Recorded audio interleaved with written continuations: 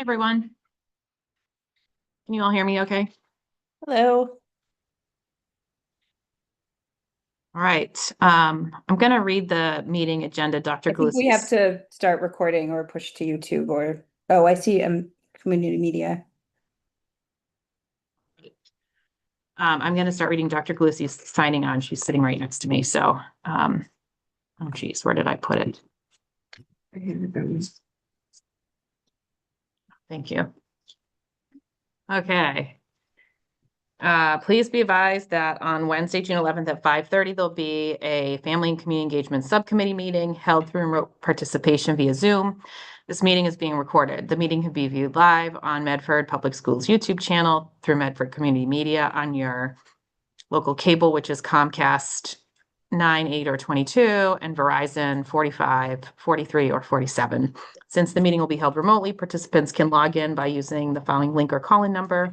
Meeting ID for Zoom is 978-2982-8875. Questions or comments can be submitted during the meeting by emailing Jenny Graham at medford.k12.ma.us. And you must include the following: your first and last name, your Medford street address, and your question or comment. So I will call the roll. Member Reinfeld, Present. Member Intapa, Here. and Member Graham. Hi, that's me. 3 present, 0 absent. Okay, so I will say that many of the people on this call have a hard stop at 6:30 because we have a school building committee meeting right after this. Because there just aren't enough hours in the month of June, apparently. But we are here because Member Reinfeld sent forth and received approval for a resolution that says, be it resolved that the Family Engagement and Communication Subcommittee will meet to discuss protocols for family-facing communications around after-school enrollment and academic transitions. This meeting will include the Director of Communications as well as relevant programs, program directors and school leaders. So what we wanted to do was start with a discussion of like our current protocols, and just so that we can sort of hear what the district is currently doing across these different transition points. And then see if there's any public input.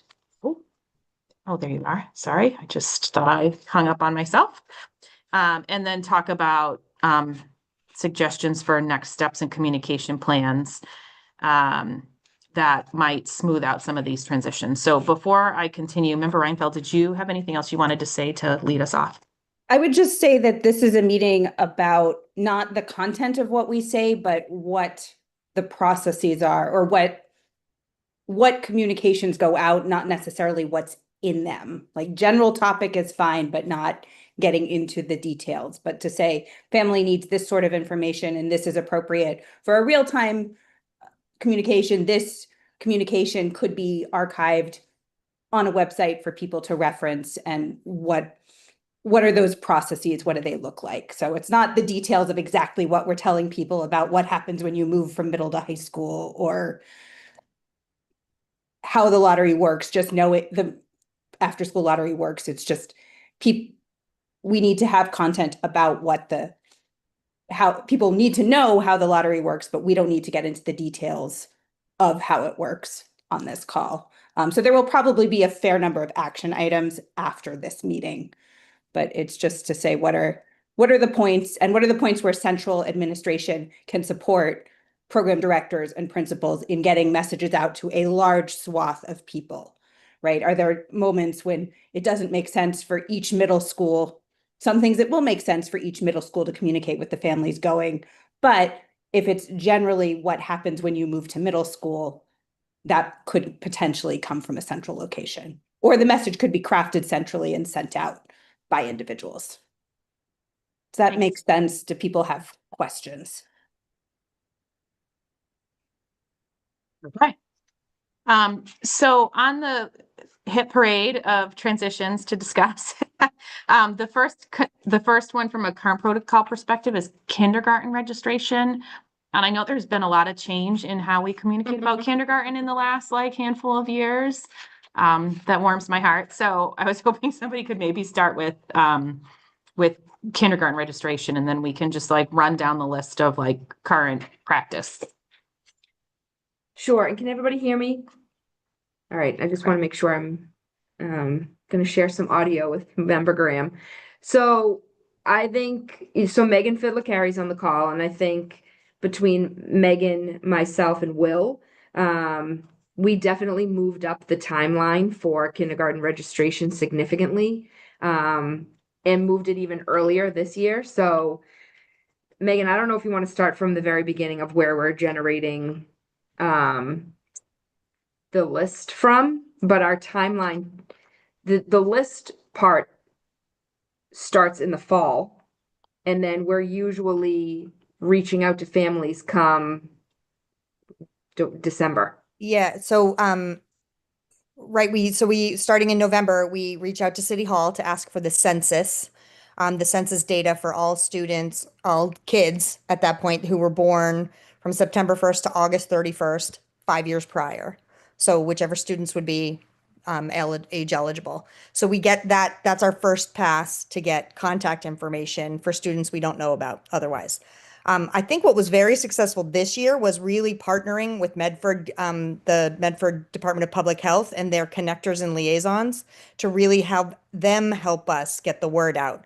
Because we've realized that we've got quick access to our current families, but it's their neighbors, it's their coworkers that we couldn't reach as easily. So we were reaching out to the connectors and liaisons through Medford City Hall. And they're the ones, they actually had funding and made those lawn signs. So I'm not sure if you've had a chance to see them, but we put out lawn signs. We were trying to really just push the information to families. And I think that that was what was successful in getting some of the families that historically have been dragging their feet and not signing up as quickly. I think we got them to sign up earlier. So that was a communication success, I think, in my book, Huge. from where we are.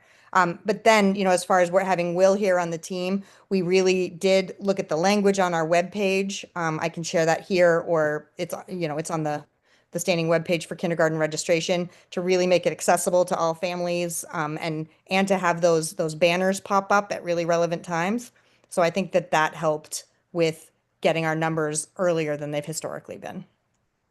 And how much earlier are you seeing the numbers come in? Like, do you have like a comparison?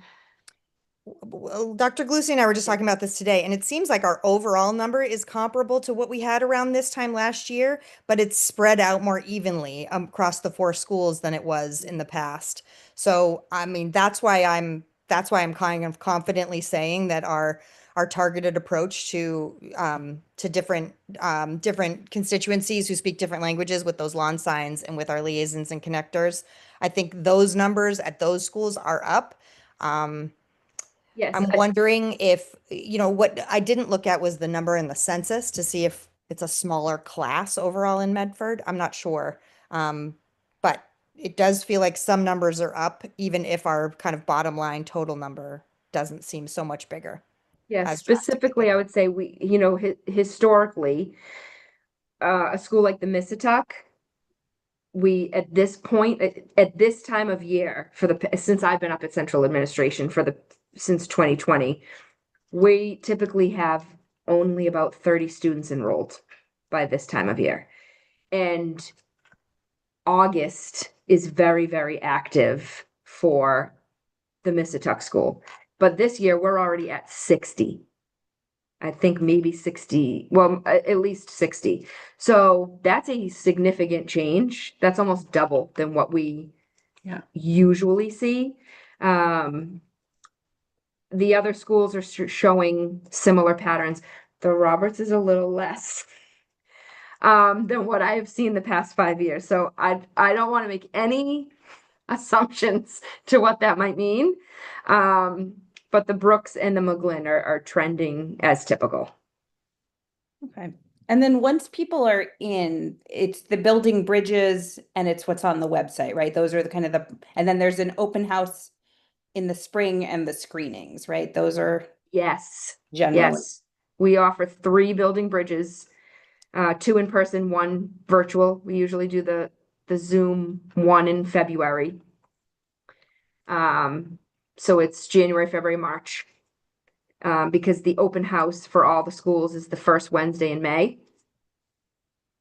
and the screenings are usually they roll a little differently from school to school, but they begin at the end of May and conclude in September. So it's a slightly different schedule for each family. Okay. Okay. So I guess my question is, are there things that we need to streamline or improve? It sounds like we've made some progress in the last few years. I think if anything for my perspective would be once the registration is complete and we have all the documentation we need, the medical, the district sends out another kind of welcome email, and with that is attached the home to school transition form, because the enrollment for students is different. If they're our own MEEP, and Megan, you can talk about how we've shifted the MEEP registration this year, but if they're our own, we have a lot of data in terms of transition. Mhm. If it's a local Medford preschool program that they came from, we typically get their transition form. But if students are coming to us without preschool experience, or from a home-based preschool experience, or a preschool experience outside of Medford, a lot of families, their business where they work may have a preschool program. We don't often get transitional data in instances like that. And so we do push out a home to school transition form, because the most information we can ascertain about a student helps us with class assignments and just to ease the transition process. That is an area that I think I would welcome a conversation about how to do that better. And how to make sure we're connecting with all families to get some transitional data on their child.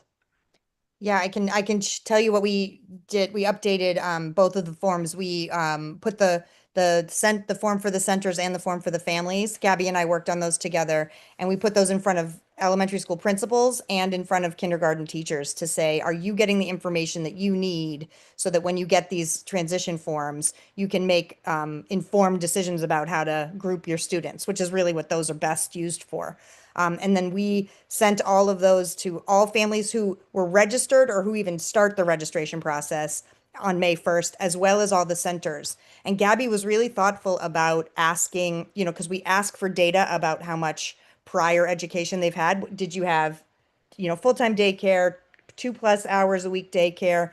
So we asked that. And then if it was something that a center that we'd never heard of, we asked for more information, contact information for that center. And then we reached out to them to say, we're going to be sending out this transition form. Would you be willing to fill it out? And all of them said yes. So we've been just amassing our kind of database for all of the different programs that our students have come from. And now we'll just send it out every May 1st to all of those centers to say, if you have a student that you know is attending Medford Public Schools, please fill this out, return it. We made it fillable online, and they can email it right back to us. So it's really easy, and they're like trying to remove as many of those barriers as we can, because the principals were telling us that is very valuable information. Okay. And I was just going to ask, could that happen when they're say that goes on a list of required documents? Say this isn't essential for registration, but this is helpful to get that sooner. And I think the big question that families have is, particularly people who haven't been in schools, is why am I giving you all this information? And it's been a while since I filled it out. I was out of Medford for early childhood. So I remember filling it out. I just don't remember the messaging around it. Well, yeah, we tried to put like at the top, Yeah. the objective of the form. So I mean, And I think I certainly understood. I'm just thinking of people who are less familiar with American education systems. Yep. Okay. Is there like a 1-page, like, here's what you can expect for the year kind of document that we could like give to particularly the local preschools at the beginning of the year, so that there's like a timeline, like here's when you should think about registering your kid, and here's like when there will be an open house, so that people aren't like bombarding the school like, I want to come take a tour, right? Like I'm just thinking about like the active marketing that happens particularly from the charter schools to get kids into their pipeline in kindergarten. And even though we're starting in November, like there are definitely families starting before November to try to understand what their options are. So if there was a way for us to like give them a like 1-page roadmap of like, here's what happens in the next year on your way to Medford Public Schools, and it's just this easy, with a little bit of information that, helps people feel good. Like, could something like that, obviously could go on our website and it can go on our social media pages and things like that. But, could something like that also be useful to hand to the preschool so they can pass them out to their kids?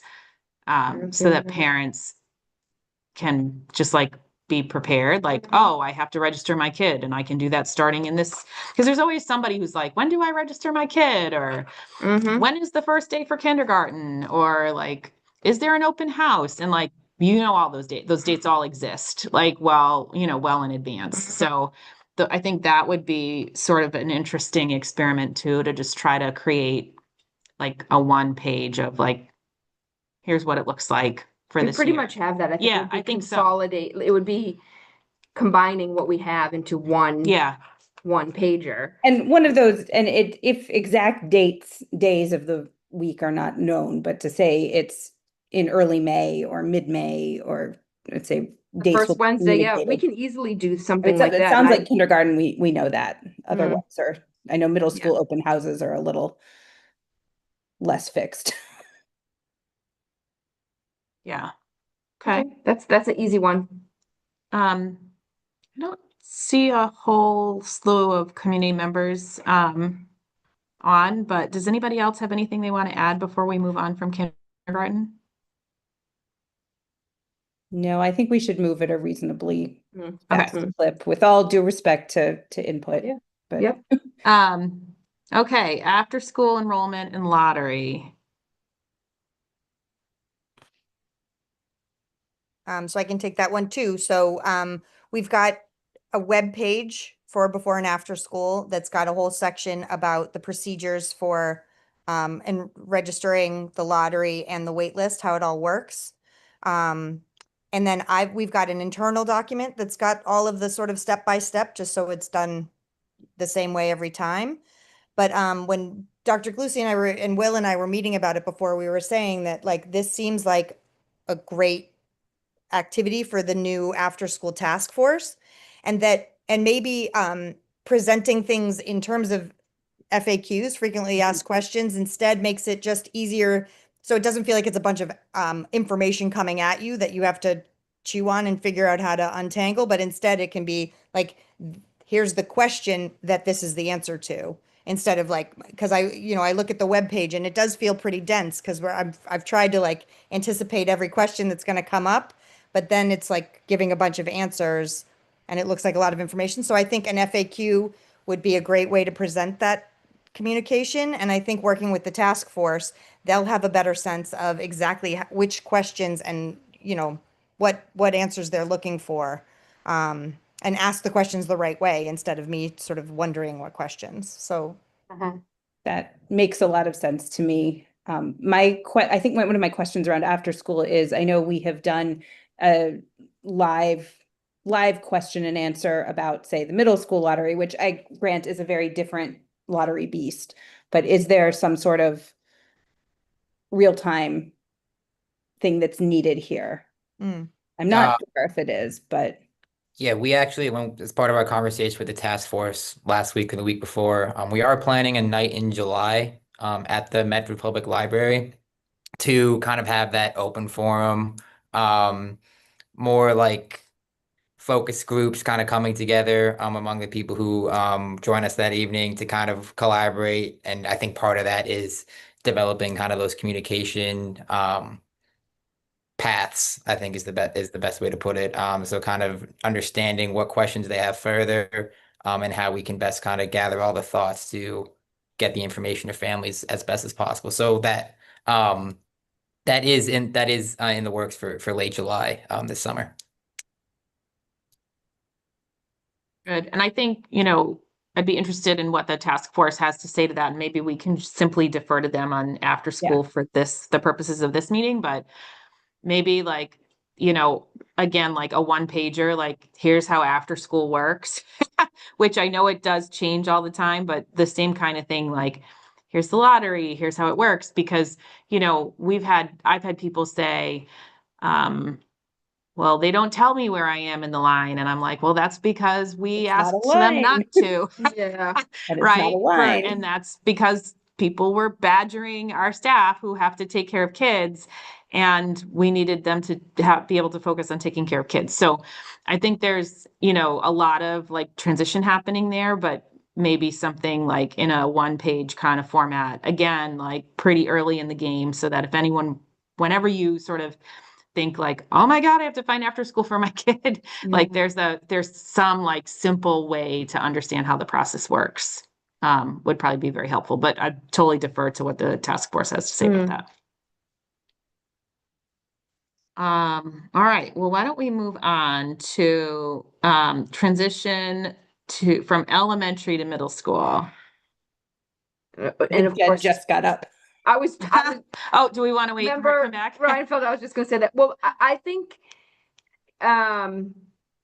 this might be an area of improvement for sure. I mean, I think we do more for the transition from 8th to 9th than we do from 5th to 6th, with the exception of Joan Bowen and her wonderful department, who does a nice job with that transition, but I don't think there's an awful lot. Jen Skane, in terms of like the transition from grade 5 to grade 6. I think that is a growth area for Medford Public Schools. But I defer to your. Sure. A couple of things that we have done this year that obviously are helpful to the process is both Nick and I hold our open houses, which we begin communication with the families at that point. And then this year we took the reins of the course selection piece for world language. So we sent out a communication to all families to give them a preference for world language.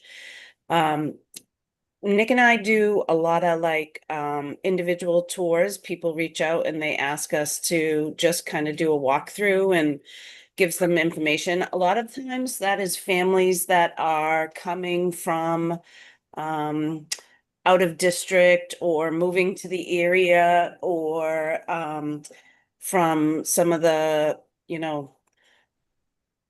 St. Ray's and so forth. And so they're looking to transition to public school and they want some more information. So we do a lot of individual or one-on-one times with them. We do begin summer communications with the families. So I believe Nick and I both have it down to 3 opportunities that we send out, kind of like a newsletter of transitioning to middle school. In the summer, in August, Nick and I both offer 1-to-1 15-minute meetings that parents can sign up for.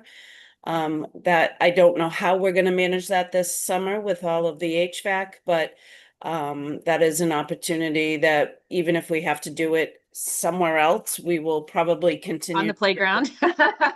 outside in the driveway, whatever works. But each family can sign up.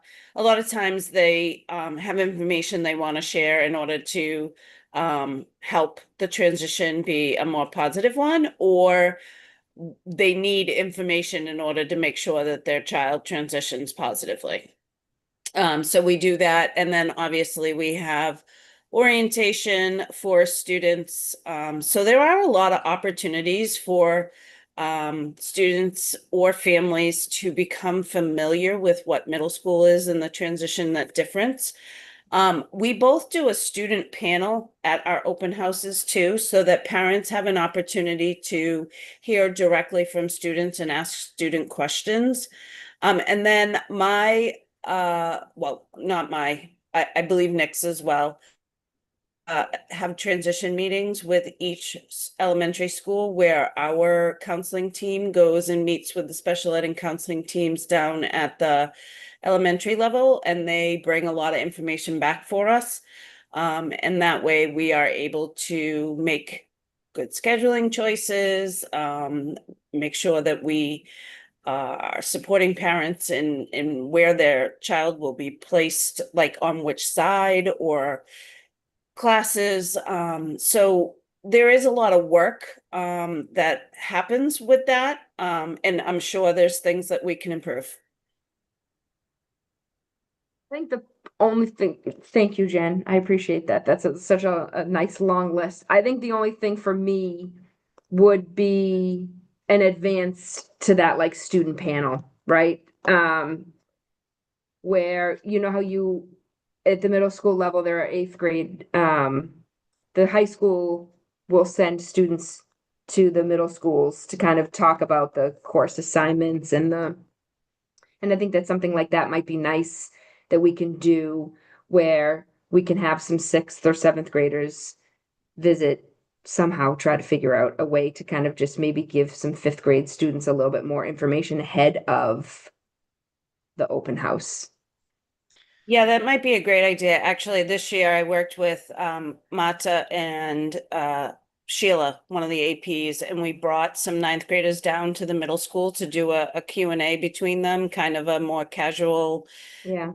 high school life really like. So I think we could probably facilitate something similar where we bring some sixth and seventh graders down.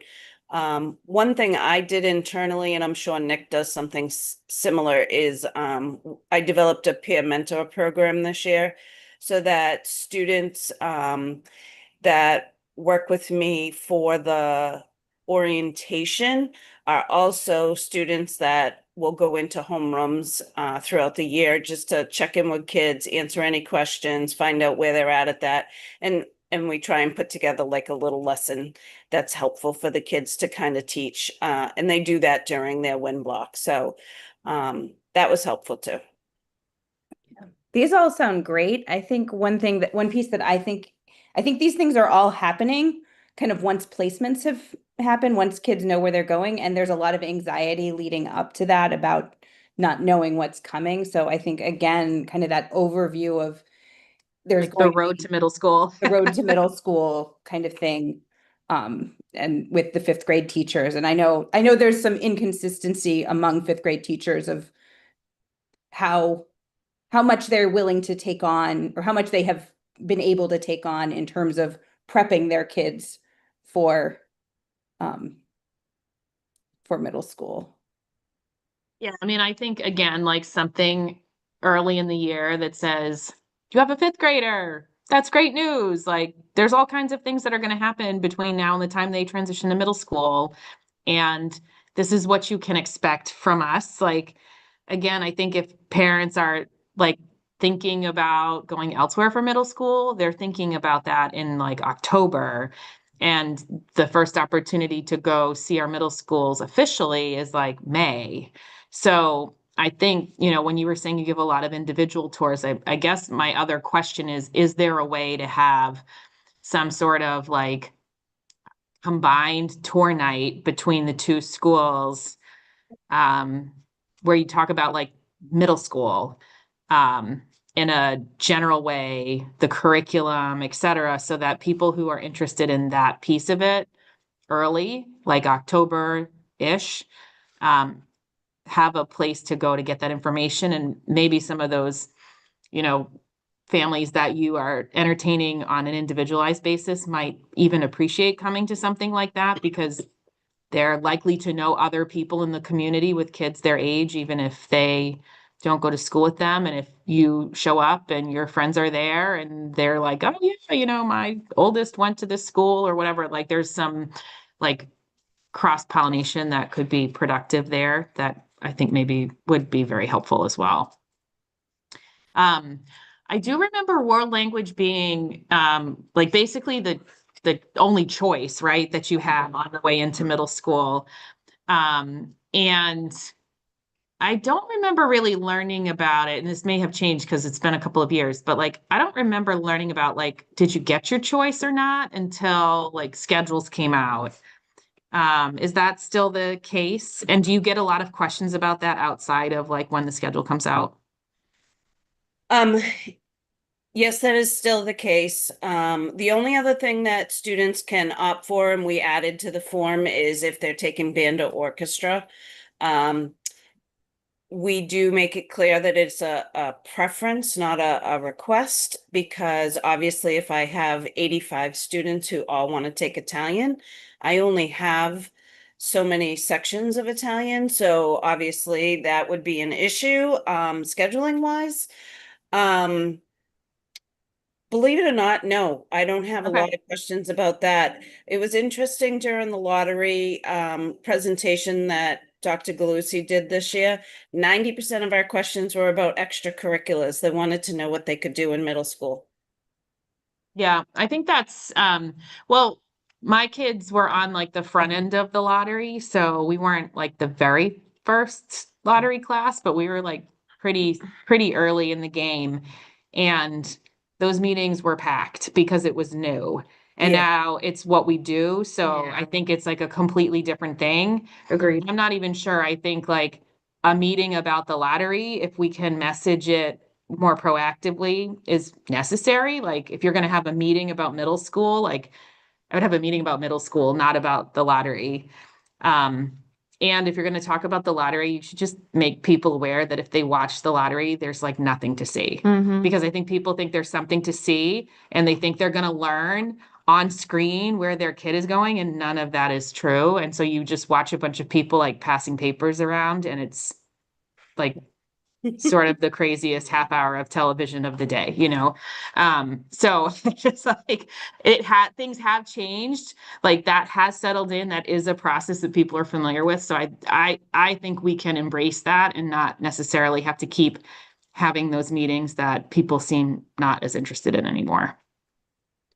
Yeah, I don't Dr. Lucy and Will were there. They could definitely jump in on that, but their questions weren't about the lottery. They were not concerned about the lottery. They wanted more information about what middle school would be like and the transition. So I Yeah. definitely agree with you.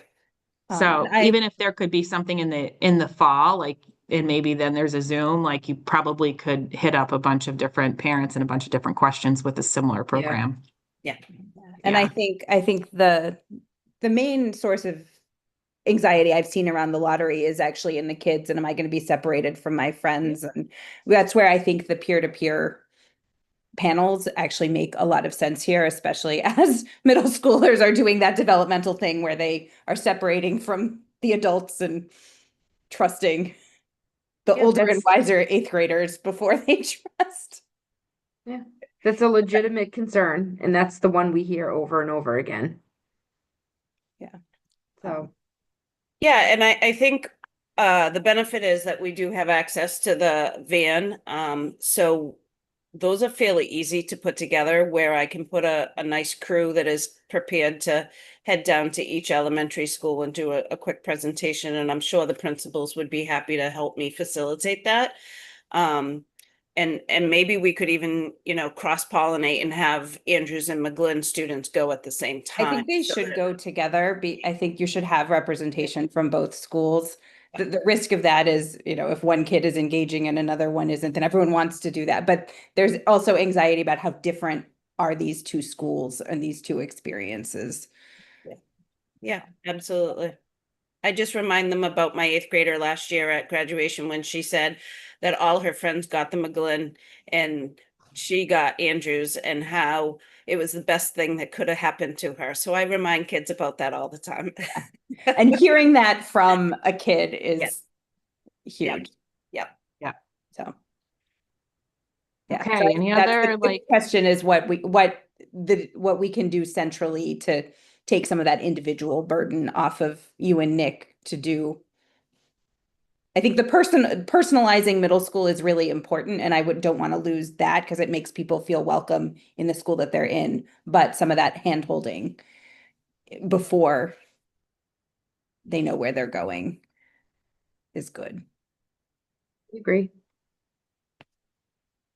all right, moving right along, middle to high school. So you have two middle to high school parents here with you today. You got two rising, Oh, and boy. John's brother is also, Oh, yeah. yeah, you got 4 school committee members coming into ninth families coming into ninth grade. We're excited. Actually, I don't think one of them, I think one of them is going to a Catholic school, actually. We don't want that. So things that we do for the transition to high school, we have our open house in the fall for 8th graders to come up to the high school. And there's information shared in the Karen Theater by principals and then a tour of the school. We then have orientation in August for 9th graders, led by administration and primarily by students. We then have meet the principals night in August as well.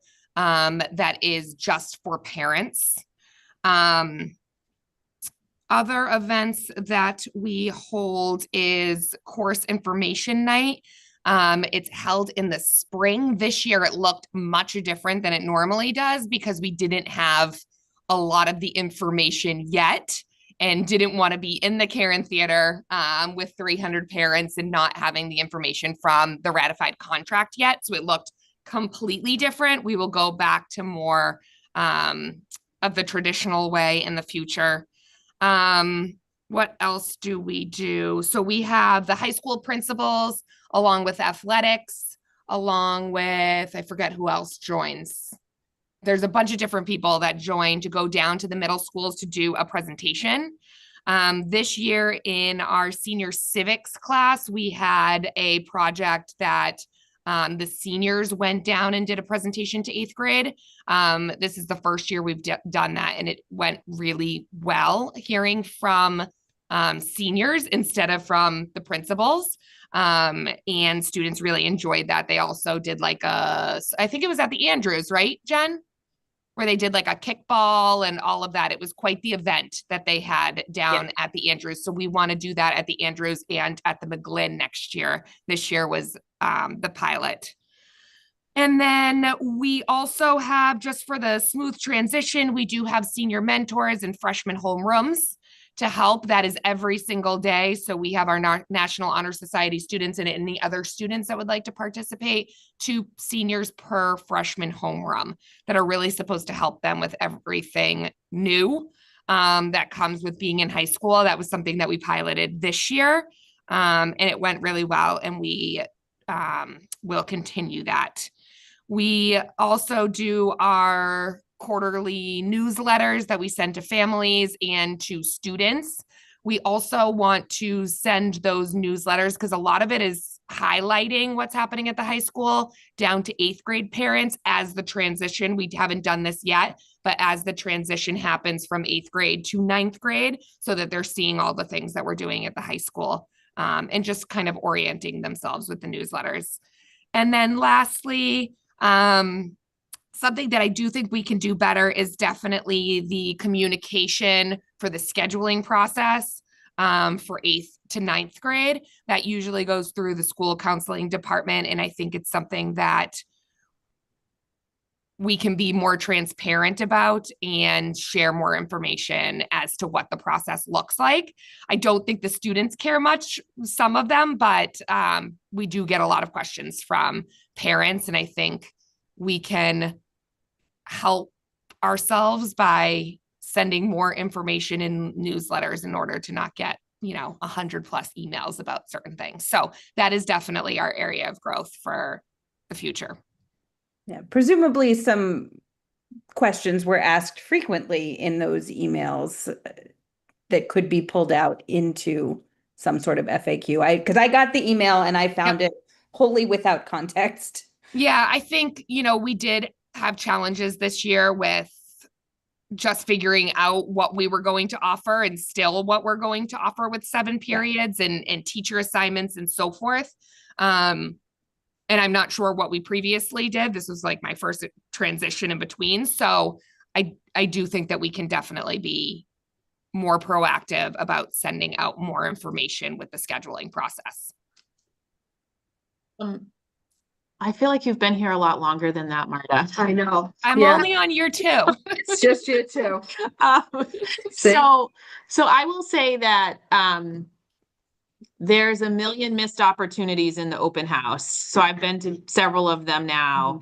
And I think the vocational teams do a really great job of showcasing their students and their programs. And so any parent that is like wandering into any of those places is getting like a pretty lovely experience. Mhm. But if you come with questions about academics, like your takeaway is this is not the place for my kid. It's really lackluster on the academic side. And I know that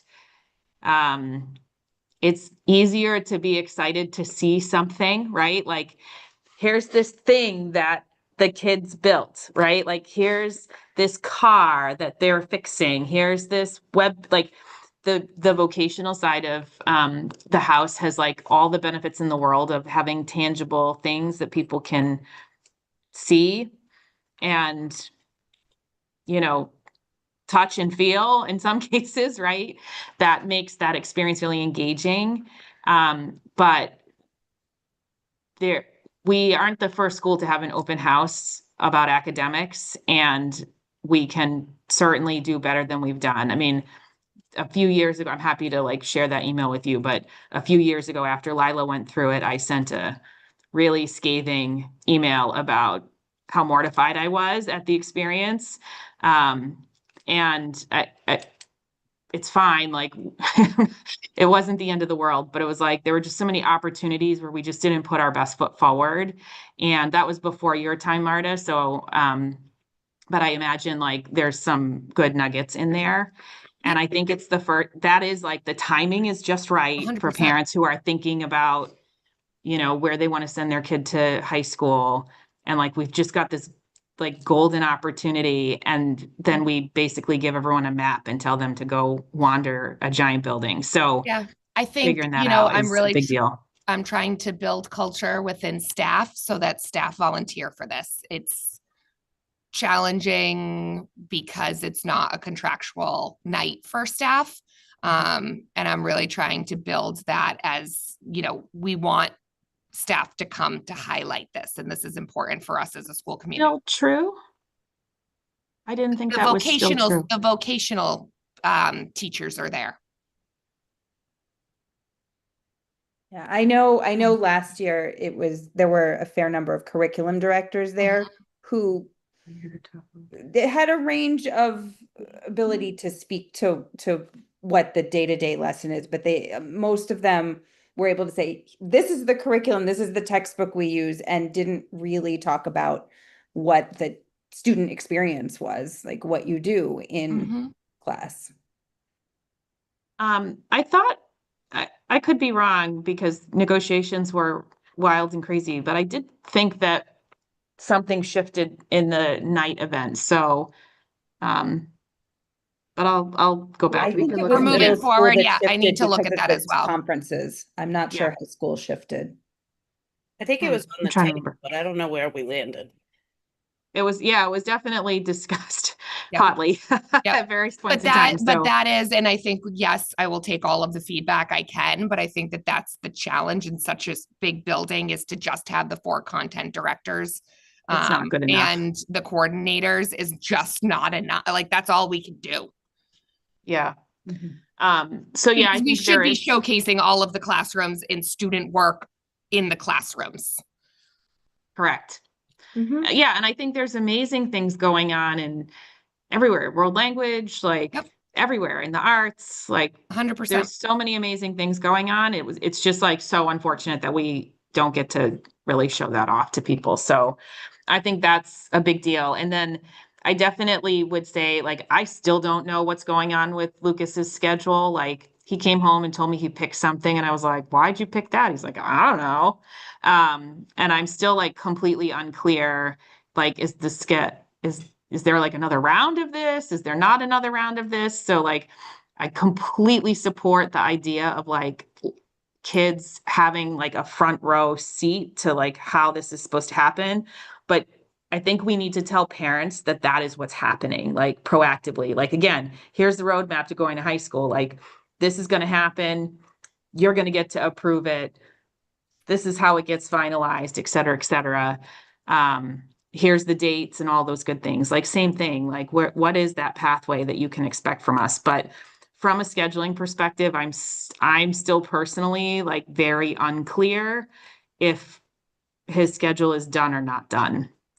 Yeah, I I think- would echo that. And I think the other piece that's perhaps missing from parents, and maybe it's the overly involved parents like me, but wanting to know if I make this choice now, what are the consequences of that later? You know, we're trying to say, okay, somebody says, well, I don't want to take this honors class. Say, okay, but that means you won't be able to do this, or just knowing kind of the trajectory of how some of these things go, especially with what the graduation requirements are. And say if you opt for your instrumental class, you then have to choose between language, PE, and one other arts class, or whatever it is, just kind of that big picture and a little bit of the long-term planning of, you know, in order to take AP science, you need to make this choice. Actually, I don't think that's true in Medford. I know I said, if you take earth science, you close off AP classes. That was my high school in a completely different state, but knowing think- a little bit more of the big picture of how scheduling works and what it means, because it does feel a little bit like throwing darts at a dartboard. And I recognize the challenge that we don't have the schedule and the courses for Yeah, this year, so I am a that's the bad only thing example the as a th- rising ninth grade parent.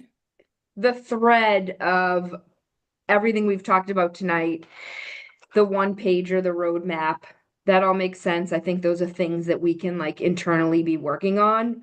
I do know that MARTA has been working very closely with guidance. I think they actually are making tremendous headway, to be honest, because I think they're very close to sharing a draft of a student schedule, which is really, I have to say, like this year to have just gone through a completely new schedule and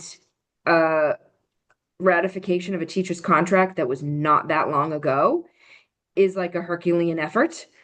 So I think what the communication has been this year, yes, we could, you know, provide an update. And that makes sense so that parents that have all these questions, at least to get that communication, like this is what we're building. But this year is definitely not what is typical or what would even be at this time next year. And I do think parents understand that. Everyone I've talked to, and granted, I only talk to the people that I talk to or who reach out to me, they understand why things were in flux. So Yeah. I think there's a lot of goodwill here, just making sure that we're ahead of it.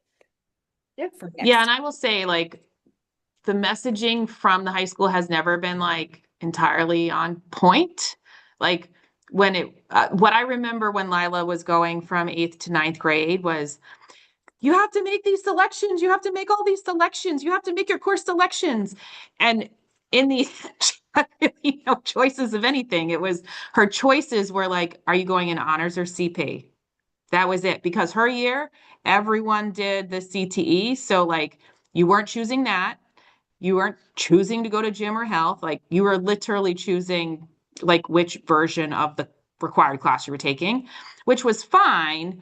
But I was like, it was billed as like, you have to make all of these selections and this is really important. And I was like, there's not, you're making it sound like there's choices here and there aren't. So I do think if the high school has, you know, like the parent advisory council or whatever they're called, like there just might be some people willing to help like pre-read some of these things to say like, does this hit like what parents are asking about right now? Because I feel like particularly around like these transition points, like it's really easy to get stuck in like on thinking everyone knows your language when they don't. Like, because not only do they not speak school, but they also don't speak high school because they only have a middle schooler. So I think particularly in that transition, there might be some opportunity to ask people to help with that messaging in advance in some way that could just settle it down. And I also think, Marta, if you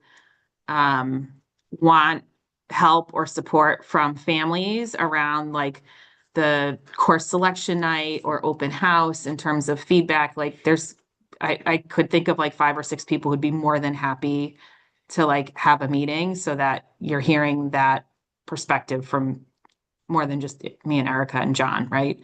But that's also a possibility because I think there's plenty of parents that would be willing to help. Yeah, I was going to also say, I think bringing in some parents to advise on that would be really helpful. And there are some people who are very productive and kind about it. And and then the other point I think that students and families is, what is the relationship with guidance? I think guidance counselors play a different role at the different levels, and knowing that scheduling is going through guidance and challenges you're facing go to guidance, particularly at the high school level. You mentioned meeting the principals, and I think you said sending guidance counselors to the middle schools. Was that true? Or was it No, it was the counselors going to elementary. But I'm wondering if there's an element of that that would help with the transition of I think that's a big question that parents often have, is who do I go to about this? Am I going to the principal? Am I going to right, in elementary school, it is the teacher first and the principal, but who is it at these other levels? I think that would be really helpful because the relationship with guidance absolutely changes or has the potential to change. Not everyone leans into that resource. Great. Thank you for the suggestions and for the support. Yeah, if there's folks that you want to chat with, I'm happy to send some people your way as well. And then the last thing on our list was end of year school happenings and events. Erica? Yes. So I've been seeing a lot of people being taken by surprise by a field trip, or the prom tickets are going to be some of it is around expenses, some of it is around scheduling, but just knowing that these are the moving on ceremonies, that every grade at the high school often has a dance, and who's responsible for that to say, this is a PTO thing, this is a school-led thing. And I think just having a heads up about what that is going to look like is going to be really helpful for people, because a lot happens at the end of the year and people, I think, feel like things just suddenly get thrown onto the calendar when we actually knew these things were coming. And so being able to communicate that at every level is helpful. And also around expenses. We got the field trip notice for Canopy Lake Park, and it was, and it's a $30 field trip, which some families panicked about that. Some families said, oh, that's fine. Some might have said, oh, if I'd known that I was going to be paying that much for a field trip, maybe that would have been a gift that I would have given my kid at their bar mitzvah or at their, as a milestone. And so being able to plan both time and financial resources. And I know it's not always easy to say exactly how much something is going to cost or exactly when this is going to happen. I know at the high school, the dances, there was talk of a combined dance, and then there was talk of individual grades, but what that looks like, I think we know more and can tell people more in advance. And Eric, that's probably a PTO/school collaboration. Yes.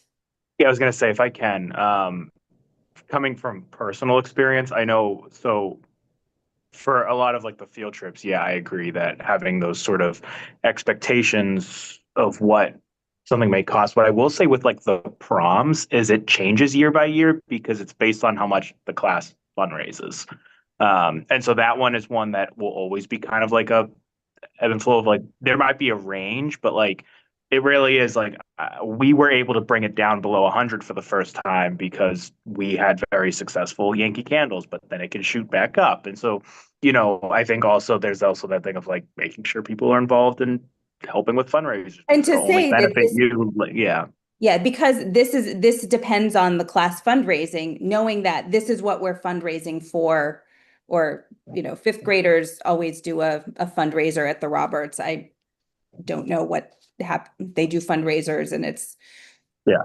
what is that for? To be able to plan, I guess, is just Yeah. what So Yeah. we've definitely had some internal conversations about calendaring and about communication. Jen Silva was concerned, very concerned around the amount of field trips that were planned, maybe, I don't know, either not communicated or planned suddenly. So there's a lot of kind of streamlining and aligning that we need to do to make that a little bit better. I would say the communication around field trips, the communication between what is a PTO event versus school-based event, that is the responsibility of a principal. I think having those conversations in partnership with Will to help kind of streamline that.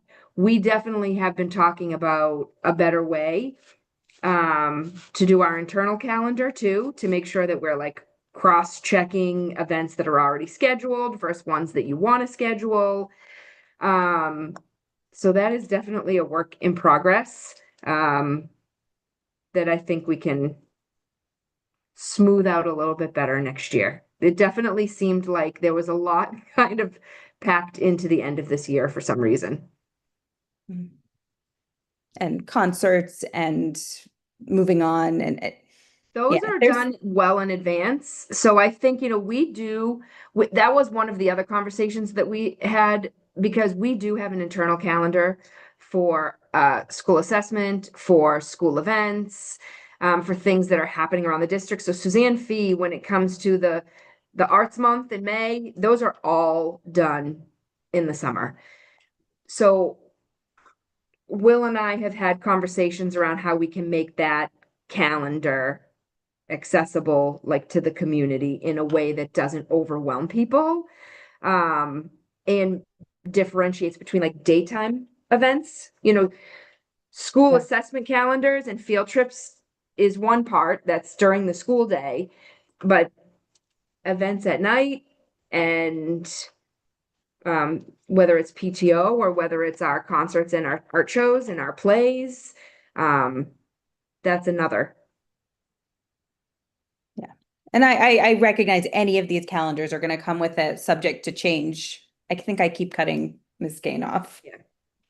Yeah, I was just gonna say, if maybe district-wide, I have two thoughts about that. One, if we all, so I don't know about other schools because I don't look, but I know both McGlynn and I, we have a Google Calendar. So one thing that I would say is all of our events are on there, other than a few here and there in August. Like, we literally put all our events for the year, and they're subject to change. The only thing I would say, and maybe Will, this is something for you, is we only see like a week at a time. I'm wondering if there's a way we can see further out, so that they can fly through the whole year. Are you talking about on the website? Yeah, Okay. yeah.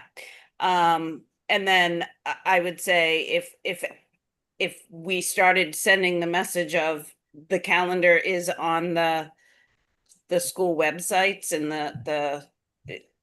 and start getting parents used to using that as a tool. I think sometimes they go to Facebook and social media and things like that, and they don't go to the primary source that would be the best information.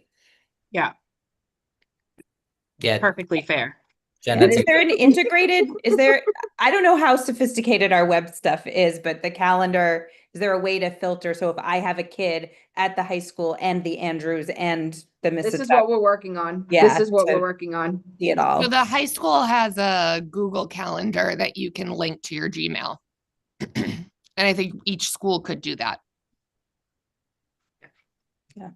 Okay, I think we made it to the end of our agenda. Thank you all for indulging. Yeah, I think a we quick did those one. action items along the way, so. We did. We did. Are there any other comments from the group? Is there a motion to adjourn? Yeah. So moved. And I'll Motion second adjourned with, by member yeah. Intapa, seconded by member Thank you, Reinfeld. I'll everyone. call the roll. Jenny Graham, yes. John Intapa, Yes. Erica Reinfeld, yes. 3 in the affirmative, 0 in the negative. Meeting is adjourned. We'll see Have you a all good at the night, next